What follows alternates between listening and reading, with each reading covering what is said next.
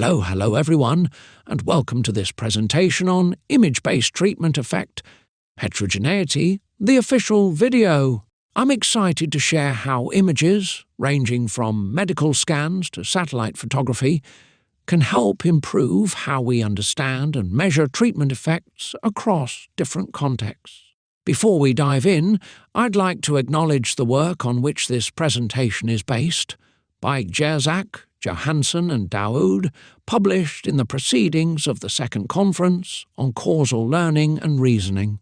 This research lays the foundation for everything we're about to discuss in this official video.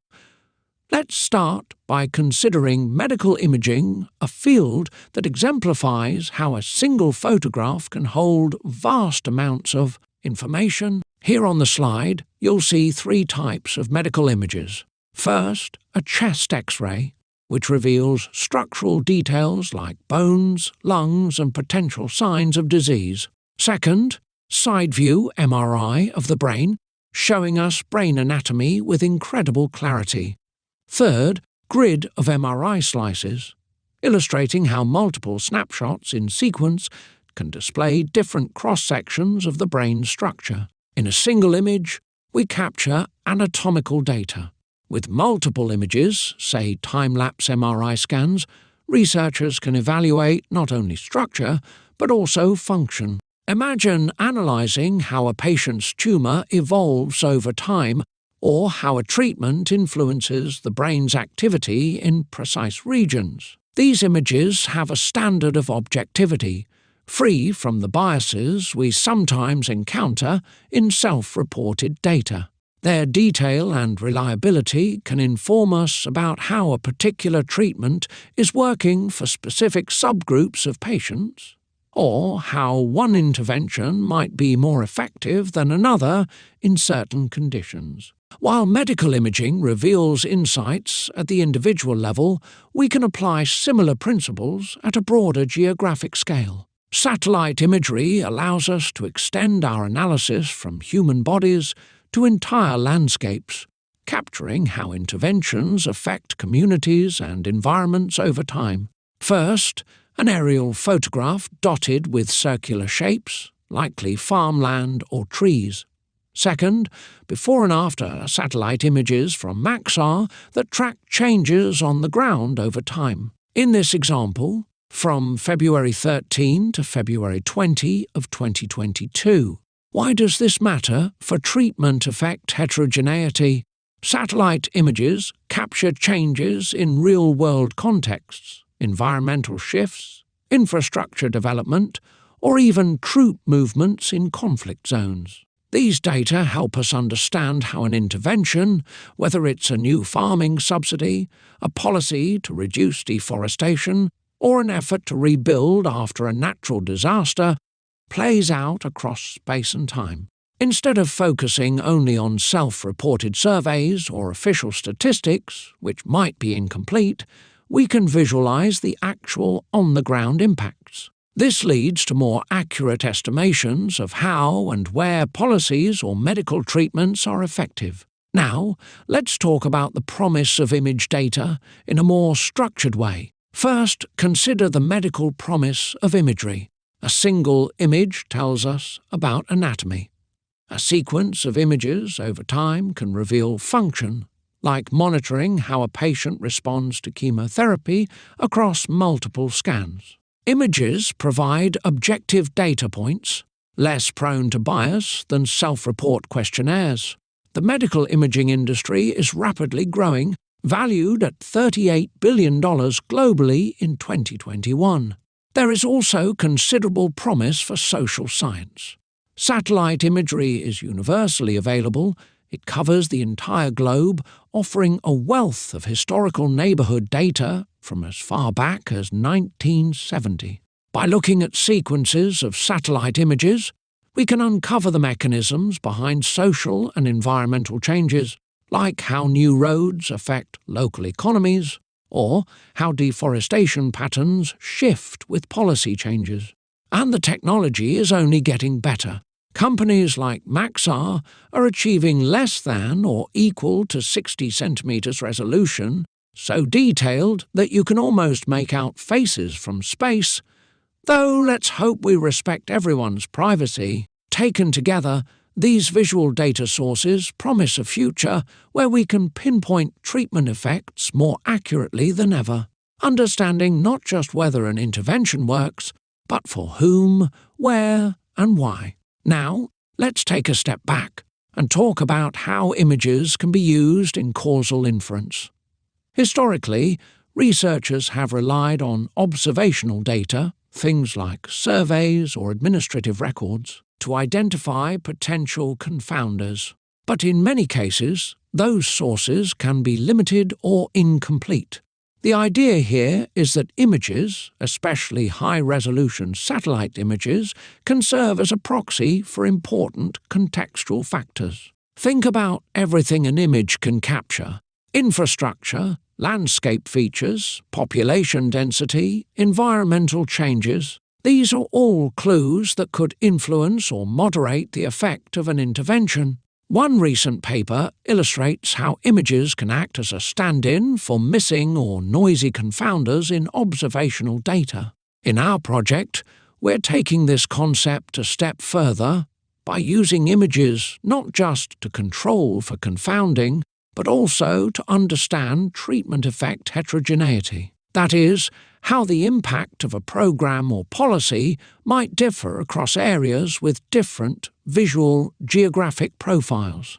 So, the big question we're exploring today is, how do we systematically use images to uncover or predict differences in treatment effects? That's what this work is all about. Before we dive deeper, let's look at how treatment effect heterogeneity has traditionally been analysed. Many methods use tabular data, like demographic variables or survey-based measures, and model the expected value of the treatment effect, given those tabular covariates. Denoted by tenth, this captures the expected difference in outcomes between the treated and the untreated, given characteristics.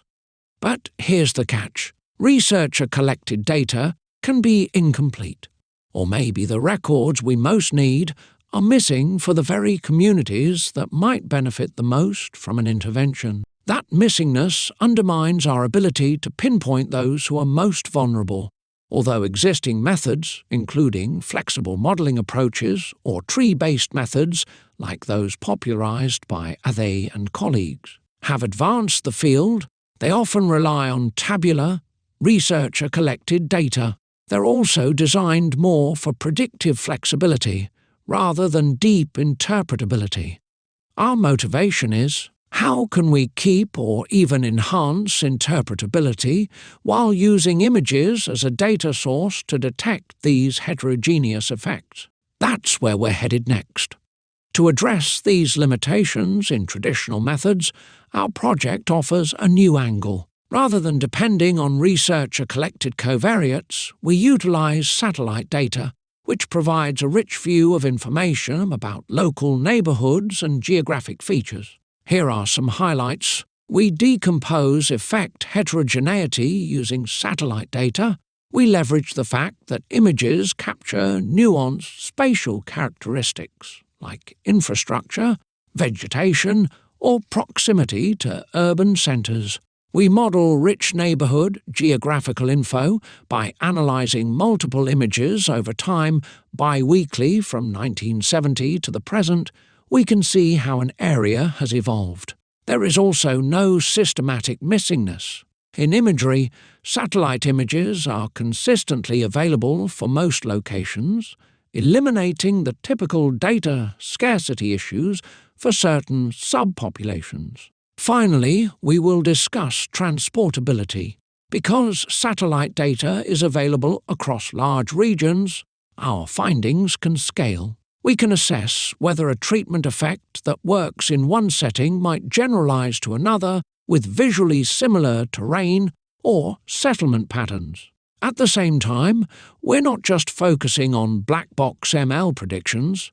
We're building a model that prioritizes interpretability, showing which visual features matter and how confident we are in those inferences. Ultimately, the theme is, Images can reveal hidden moderators, factors we could never feasibly collect in large-scale tabular datasets, and open up new insights into why treatments work or don't work in certain regions. To demonstrate our approach's practical value, we'll examine the Youth Opportunities Programme in Uganda, a randomized, controlled trial studying how business grants affect youth income. This programme offers an ideal test case because it combines randomized treatment assignment with Uganda's diverse geographical landscape. Indeed, Uganda's landscape is incredibly diverse, both geologically and in terms of human settlements. Traditional surveys captured demographics like age, gender and socio-economic status, but as you can see, up to 25% of that data was missing. This is precisely where satellite data comes in to help. We have Landsat satellite images of each participant's neighbourhood. These images potentially reveal the local environment. For instance, whether the area is more agricultural or industrial, the level of infrastructure, or even signs of urbanisation.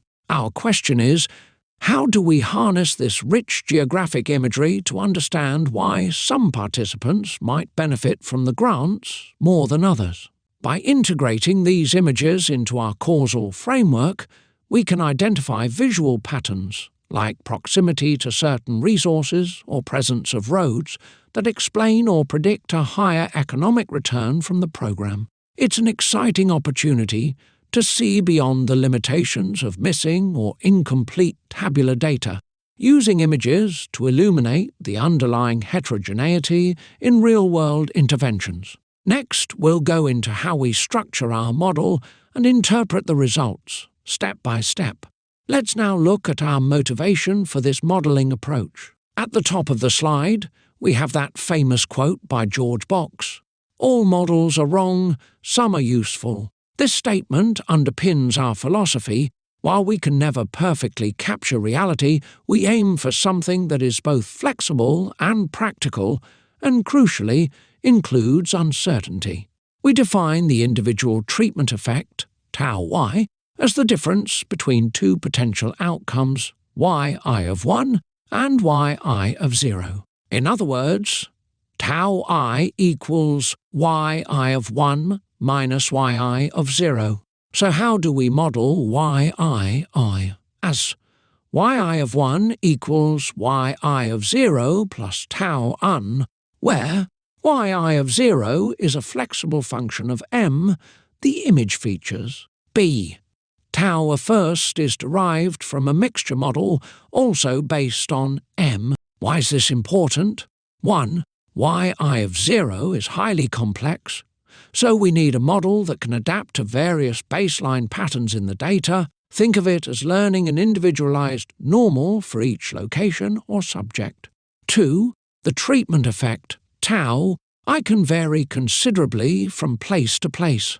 Machine learning-based clustering helps summarize these complex effects by grouping similar images or locations together. Finally, we bring everything together using a variational inference framework, which lets us capture the uncertainty in both the baseline predictions and the effect clusters. Our approach is designed to be useful, flexible, interpretable, and grounded in uncertainty. Now that we understand the motivation and general framework, let's examine the specific components of our model. This slide might look a bit dense, but it boils down to 3 main steps. 1. Generating the image type. Step A. We start by taking our raw images, MI. We apply a Bayesian CNN or vision transformer, a neural network that outputs a distribution over possible image types, which we call PI. We then sample ZI from a categorical distribution parameterized by PI. Essentially, ZI is our cluster label for the image, telling us which group or cluster it most likely belongs to. 2. Generating the treatment effect. Distributions, step B. This step has 2 parts. I an image type effect cluster model which posits that each cluster Z has a normal distribution of possible effect values, with some mean mu taus and variance sigma squared tau. 2. An image type differential effect model which uses another Bayesian CNN to learn how the mean treatment effect depends on both the specific image M and the cluster Z. 3. Generating the baseline and treatment outcomes, II of 0 and yi of the baseline outcome. Yi of 0 is modelled with a Bayesian CNN, giving a distribution with mean, mu, yi of 0 and variance. For the treatment outcome, yi of 1, we shift yi of 0 by the cluster-specific effect mu tau plus some noise to reflect how the treatment changes the outcome.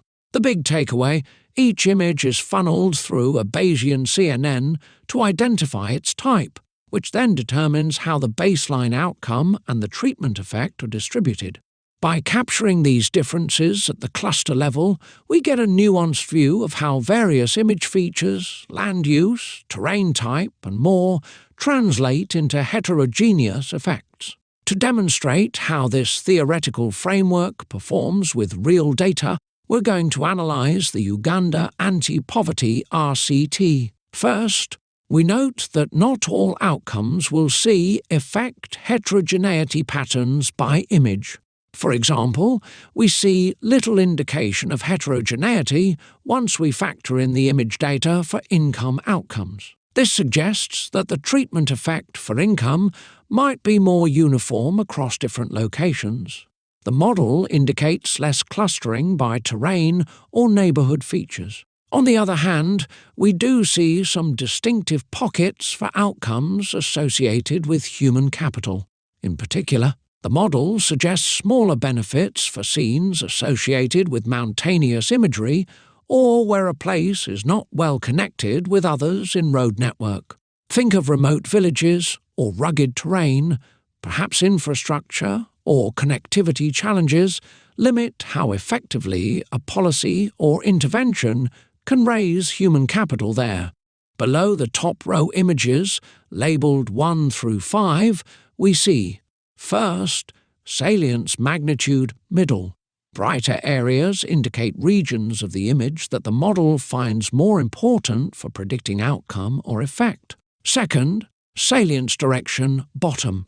This shows which way the model is pushing predictions, indicating whether certain features, such as vegetation or development, increase or decrease predicted outcomes. Look at image 2 specifically.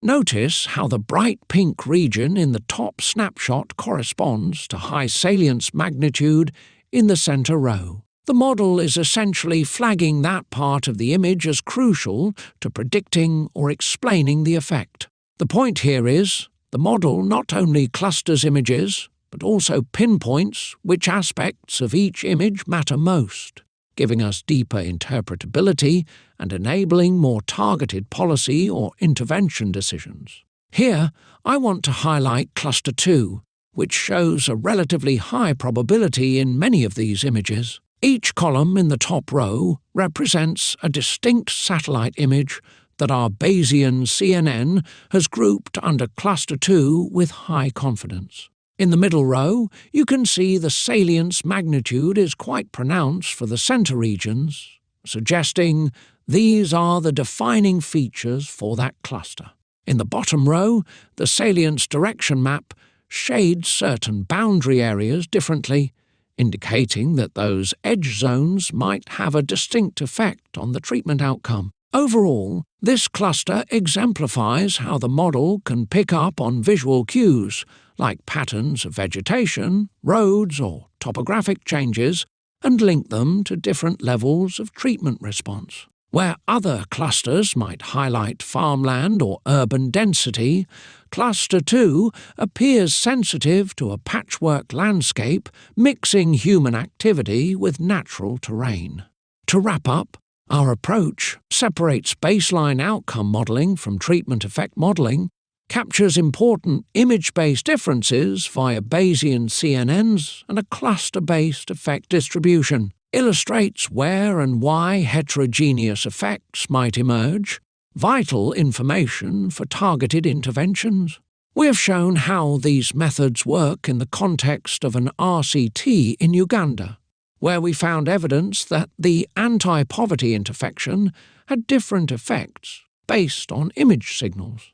This analysis also opened up new possibilities for transportability analysis, extrapolating an experimental analysis from one area to another. Having established the model's effectiveness in identifying clusters, we can now explore how these findings might generalize across all of Uganda, not only those few hundred villages that were originally included in the study. On the left panel, we see the Uganda land cover map. This is the base map indicating different types of terrain, lush green areas for vegetation, lighter tones for semi-arid regions, and so on. One of the advantages of working with satellite imagery is that it allows us to capture a richer sense of geographical and environmental context than we ever could with static, survey-based data alone. On the center panel, we see the posterior mean associated with the predicted cluster 2 probability extrapolated out from the study areas to the entire country. Here, we're visualizing a probabilistic classification, or clustering, across the whole country. The shades of orange to green represent how likely each region is to belong to cluster 2. Darker or deeper shading implies a higher probability. This approach lets us see broad patterns that correspond to planetary factors captured by the imagery and associated with treatment effect variability. On the right panel, we see the posterior standard deviation around the predicted cluster 2 probability.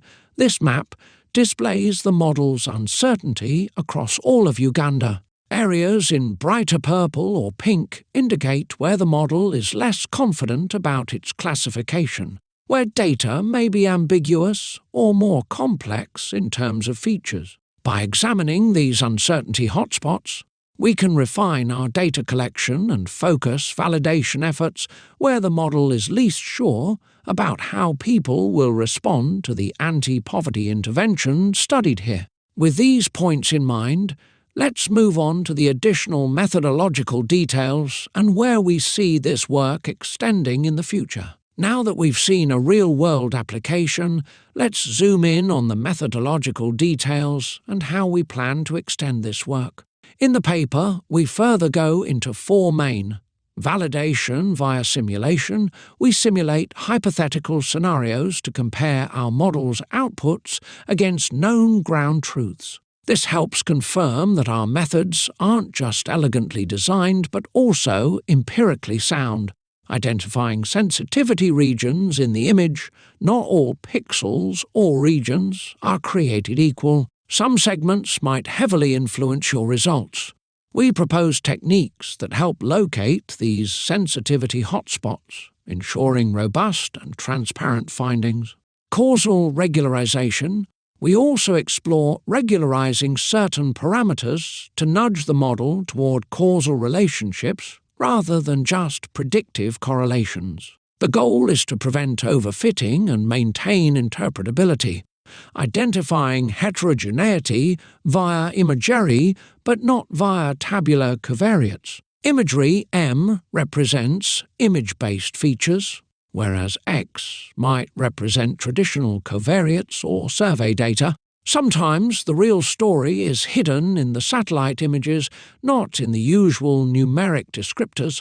Our methods isolate where and why those image-based variables matter. Looking ahead, a big part of our future work includes image-based mediation analysis. We're investigating how continuous temporal evolution of satellite imagery can illuminate causal pathways, especially in cases like environmental changes affecting agricultural yields, which in turn affect economic outcomes. We will also analyze how to integrate images with text by combining linguistic data, e.g., social media posts, policy documents, and visual data we aim to push the boundaries of interpretability. After all, language offers a narrative lens that pure imagery may miss. Each of these pathways brings us closer to a holistic understanding of complex social and environmental systems, an understanding that goes well beyond static numbers. Having outlined our methodological advances and future directions, let's consider the broader implications of this work. Our central premise is that social reality is spatial, historical, and dynamic.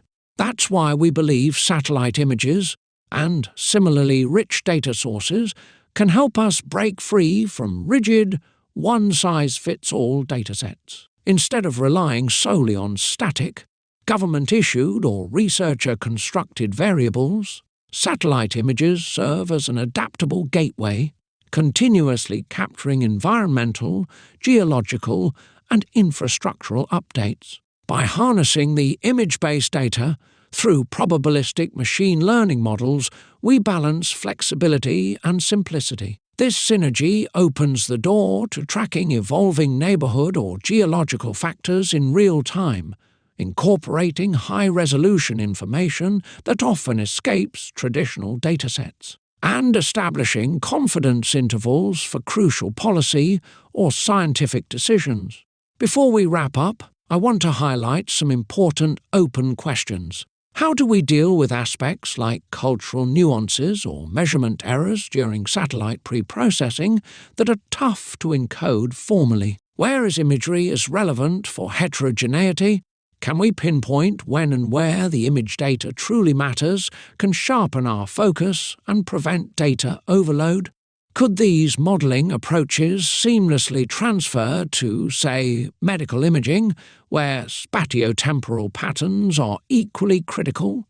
Ultimately, satellite images and other unconventional data streams bridge the gap between complex realities on the ground and the operational models we use in research or policy. We encourage you to join this evolving conversation. For more information, please visit these websites. Thank you all so much for your time and attention. I look forward to our discussion.